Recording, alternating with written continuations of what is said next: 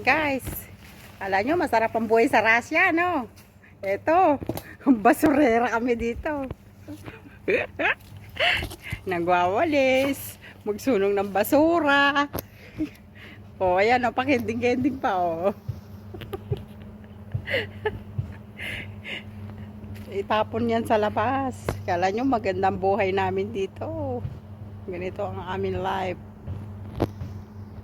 Ngayon, napaka-worse ang aming life.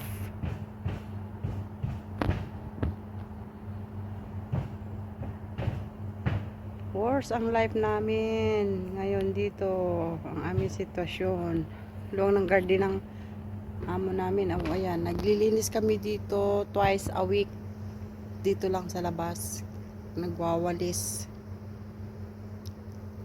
Kasi hindi pwedeng hindi wawalisan. Madumi. Sulfur. Kaya kailangan dumihan. O, ayan na siya, o. Maghahakot ulit siya ng basura.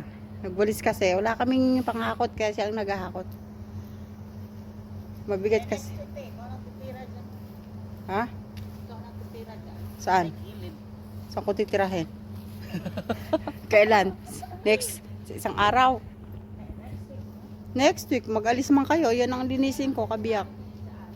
Oh, winalis ko na doon kahapon sa harapan eh. Marami na naman dumi. Oh, yan guys.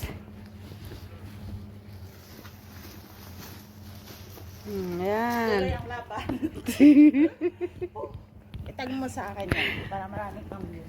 Tuloy, yan ang trabaho namin. Oh, sige na babus at ituloy na namin ang aming paglilinis para matapos na kami. Makapamahinga na kami. Oh, sige, bye. Salamat.